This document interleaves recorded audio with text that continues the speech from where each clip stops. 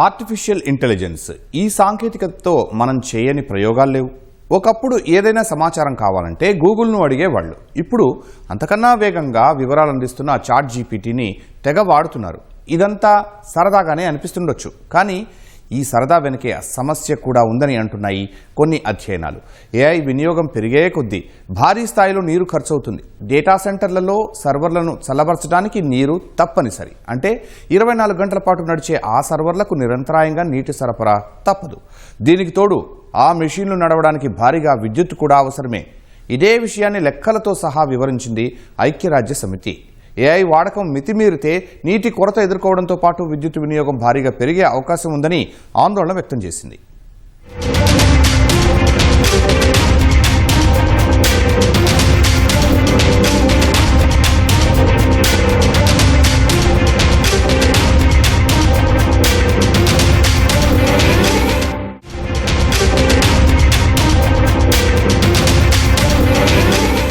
అలా ప్రాంప్ట్ ఇవ్వగానే క్షణాల్లో సమాధానమిస్తోంది చాట్ జీపీటీ. గూగుల్లోనూ ఈ సౌలభ్యం ఉన్నా అంతకన్నా వేగంగా, సంక్షిప్తంగా, ఖచ్చితంగా సమాచారమిస్తుంది. అంతా ఆర్టిఫిషియల్ ఇంటెలిజెన్స్ మహిమ. కేవలం వివరాలివ్వడమే కాదు, కావలసినట్టుగా ఫోటోలు, వీడియోలు కూడా క్రియేట్ చేసి ఇస్తోంది ఏఐ. ఆఖరికి ఏఐ గురించి తెలుసుకోవాలన్నా ఏఐనే అడుగుతున్నారు. ఇదంతా చూస్తుంటే మ్యాజిక్ లాగే కనిపిస్తోంది. కానీ దీని వెనకాల ఎంత నష్టం వాటిల్లుతోందో లెక్కలు చెబితే ఆశ్చర్యపోతారు. ఉదాహరణకు మీరిచ్చిన ప్రాంప్ట్లో ఓ 100 పదాలు ఉన్నాయనుకోండి. ఇదంతా ప్రాసెస్ అయి మీకు వివరాలు స్క్రీన్ పైన కనిపించే లోపు కనీసం ఓ గ్లాసు నీరు ఖర్చవుతుంది. ఇదేమీ కాకి లెక్క కాదు, పలు అధ్యయనాలు తేల్చి చెప్పిన విషయం. ఏఐతో పని సులువైపోతుందని సంబరపడుతున్న మనమంతా చూడాల్సిన రెండో కోణమిది. ఏఐ వాడుతున్న కొద్దీ సర్వర్లు వేడెక్కిపోతూ ఉంటాయి. వాటిని చల్లబరచడానికి భారీగానే నీరు అవసరమవుతుంది. మీరు ప్రాంప్టులు ఇస్తున్నారంటే ఆ మేరకు నీటి వనరులను కోల్పోతున్నామని అర్థం.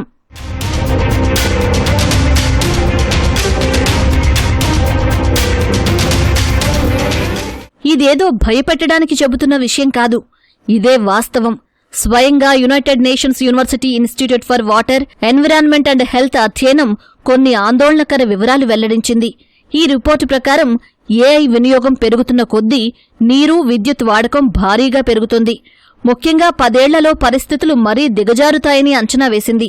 ఇప్పటికే ప్రపంచవ్యాప్తంగా ఏఐ డేటా సెంటర్లు పెరుగుతున్నాయి. 2030 నాటికి వీటి సంఖ్య ఇంకా పెరిగే అవకాశాలున్నాయి. ఇదే కొనసాగితే ఏఐ సిస్టమ్స్ కోసం భారీగా నీరు ఖర్చు చేయాల్సి వస్తుందన్నది యుఎన్ రిపోర్టు సారాంశం. అంతేకాదు, దాదాపు 130 కోట్ల మంది అవసరాలు తీర్చగలిగే నీటి మొత్తాన్ని కేవలం ఏఐ కోసమే వాడాల్సి వస్తుందని స్పష్టం చేసింది. అంటే ఈ సాంకేతికత నీటి వనరులను ఏ స్థాయిలో దెబ్బతీయనుందో ఓ అంచనా వెయ్యొచ్చు.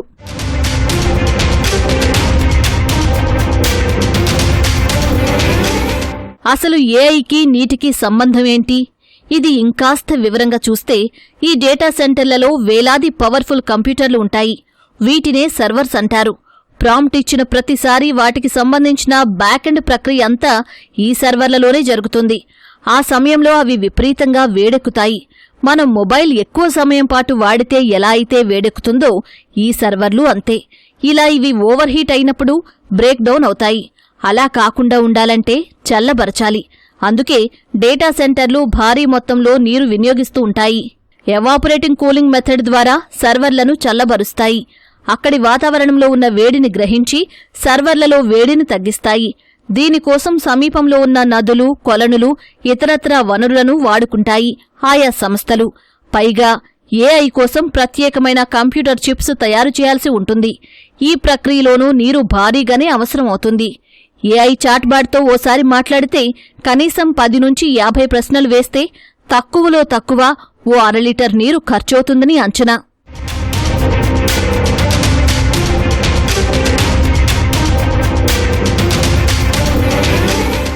ఇక్కడే ఓ ఉదాహరణ చెప్పుకోవాలి. అమెరికాలో టెక్సాస్, దక్షిణ అరిజోనా లాంటి ప్రాంతాల్లో డేటా సెంటర్లు ఉన్నాయి. 2022 నుంచి వీటి సంఖ్య పెరిగింది. ఇప్పుడు అన్ని చోట్ల నీటికి కటకట ఏర్పడింది. భారత్లోనూ ఇప్పుడిప్పుడే డేటా సెంటర్ల ఏర్పాటుకు ముమ్మరంగా ప్రయత్నాలు జరుగుతున్నాయి. అందుకే కాస్తంత జాగ్రత్త పడాల్సిన అవసరం కనిపిస్తోంది. సాధారణంగా ఇళ్లల్లో నీరు వినియోగించినప్పుడు ఇవి డ్రైనేజీలో కలిసిపోతాయి. అయితే వీటిని ట్రీట్మెంట్ పద్ధతుల్లో కొంతవరకు పునర్వినియోగించుకునేలా చేయొచ్చు. కానీ డేటా సెంటర్లలో ఇలా కాదు. ఇక్కడ సర్వర్ల కోసం వాడే నీటిలో దాదాపు 90% మేర ఆవిరైపోతుంది. అంటే మళ్లీ వాటిని వినియోగించుకునే అవకాశం కూడా ఉండదు. ఆ మేరకు నీటి వనరులను కోల్పోయినట్టే లెక్క. సిలికాన్ చిప్స్ తయారీ, అరుదైన ఖనిజాల వెలికితీత లాంటి వాటన్నింటికీ నీరు భారీగానే అవసరమవుతుంది. ఎలా చూసుకున్నా ఏఐ వినియోగంలోకి రావాలంటే ప్రతి దశలోనూ నీళ్లు లేనిదే పని కాదు. ఆర్టిఫిషియల్ ఇంటెలిజెన్స్ మనం ఏదైనా ఒక మోడల్ని, స్పెషల్ లార్జ్ లాంగ్వేజ్ మోడల్స్ని రన్ చేయాలంటే పెద్ద పెద్ద డేటా సెంటర్లు ఖచ్చితంగా ఉండాల్సిందే. మరి ఆ డేటా సెంటర్స్ ఖచ్చితంగా అత్యధికంగా ఎక్కువగా వేడిని ఉత్పత్తి చేస్తాయి. మరి ఆ వేడిని మనం కూల్ చేయాలి అంటే ఖచ్చితంగా కూలింగ్ సిస్టమ్స్ కావాల్సి వస్తుంది. దానికోసం ఎక్కువ నీరు ఇండైరెక్ట్గా వృధా అవుతుంది. మరి దీనికోసం ఆల్రెడీ డ్రైనేజ్ సిస్టమ్స్లో ఉన్న వాటర్ని ప్యూరిఫై చేసుకొని వాటిని రీయూజ్ చేసుకోవచ్చు. నీరు తాగే నీరు కాకుండా ఇలాంటివి, లేదా సముద్రపు నీటిని డీసాలినేషన్ యూజ్ చేసుకొని డీసాలినేట్ చేసి వాటినైనా యూజ్ చేసుకోవచ్చు. 2030 నాటికి ప్రపంచవ్యాప్తంగా ఉన్న డేటా సెంటర్లకు 9.30 లక్షల కోట్ల లీటర్ల నీరు అవసరమవుతుందని అంచనా వేసింది ఐక్యరాజ్యసమితి రిపోర్ట్.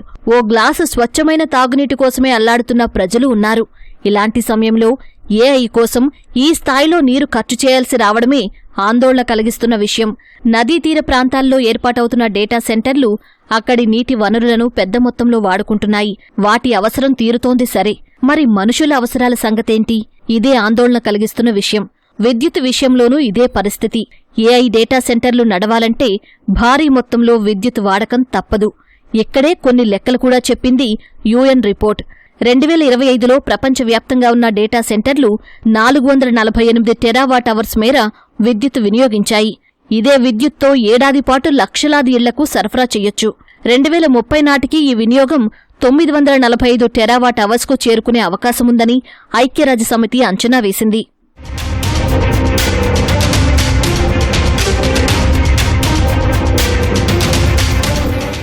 గూగుల్తో పోల్చి చూస్తే 10 రెట్లు ఎక్కువగా విద్యుత్ తీసుకుంటోంది ఏఐ.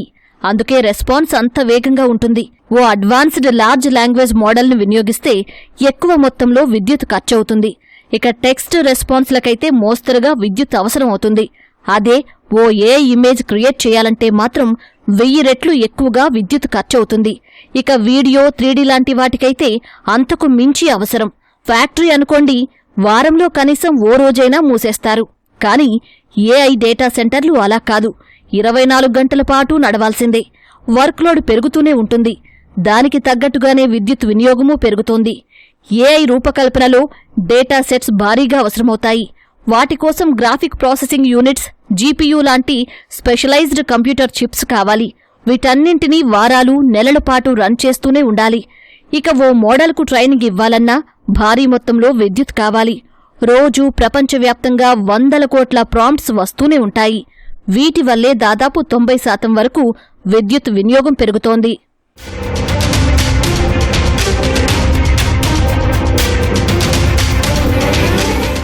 2030 నాటికి డేటా సెంటర్ల సంఖ్య పెరిగితే ఆ మేరకు విద్యుత్ వినియోగమూ పెరుగుతుంది. అయితే కొన్ని సంస్థలు తమ డేటా సెంటర్లలో 100% పునరుత్పాదక ఇంధనాన్నే వాడతామని చెబుతున్నాయి. కానీ ఇక్కడే ఓ సమస్య కూడా ఉంది. సోలార్ పవర్ విషయమే చూస్తే సూర్యుడు లేనప్పుడు అంత పెద్ద మొత్తంలో విద్యుత్ ఉత్పత్తి కాదు. ఇక విండ్ ఎనర్జీ అయినా ఇంతే. అందుకే పూర్తిస్థాయిలో పునరుత్పాదక ఇంధనాలపై ఆధారపడే పరిస్థితి లేకుండా పోతోంది.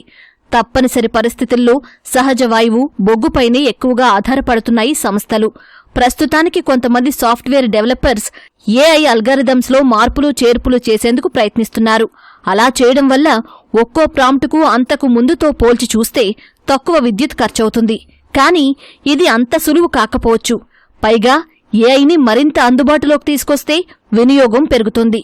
దీనివల్ల విద్యుత్తో పాటు నీటి వనరులపై ఒత్తిడి తప్పదు. విద్యుత్ ఎప్పటికైనా అవసరమే. దానికి కొంచెం ఫోర్కాస్ట్ చేసి ఎక్స్ట్రా వనరులు, విద్యుత్ వనరుల్ని మనం సమీకరించడం ఎప్పటి నుండి మొదలు పెడితే ఇదంతా అసలు ప్రాబ్లం అవ్వదు. దీనికి నాన్ కన్వెన్షనల్ కానీ రెన్యూబుల్ ఎనర్జీ సోర్సెస్ కానీ మనం ఎక్కువగా ఇప్పుడు ఎంకరేజ్ చేస్తే రాబోయే ఫ్యూచర్లో విద్యుత్ సమస్య అన్నది రాదు.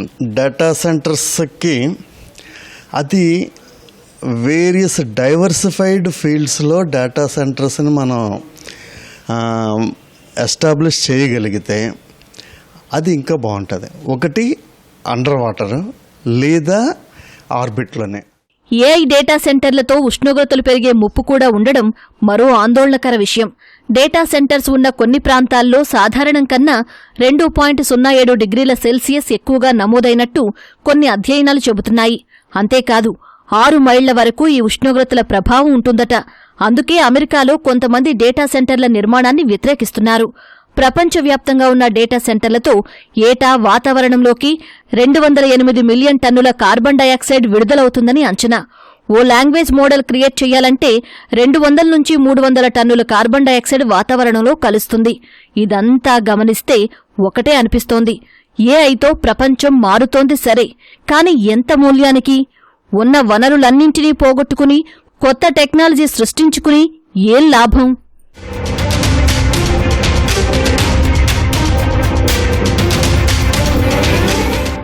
ఎంత నష్టం జరుగుతోందని పూర్తిగా ఏఐ డెవలప్మెంట్నే ఆపేయాలని చెప్పడం లేదు ఐక్యరాజ్యసమితి. కాకపోతే ప్రభుత్వాలు ఈ సమస్యపై దృష్టి సారించాలని గుర్తు చేస్తోంది. ఏఐ వినియోగం విషయంలో మరింత బాధ్యతాయుతంగా ఉండాల్సిన అవసరం ఉందని చెబుతోంది. మరి అందుకు తగ్గట్టుగా ప్రత్యామ్నాయ మార్గాలు వెతుక్కోకపోతే భవిష్యత్తులో నీటికి, విద్యుత్తుకు సవాళ్లు ఎదుర్కోక తప్పదు.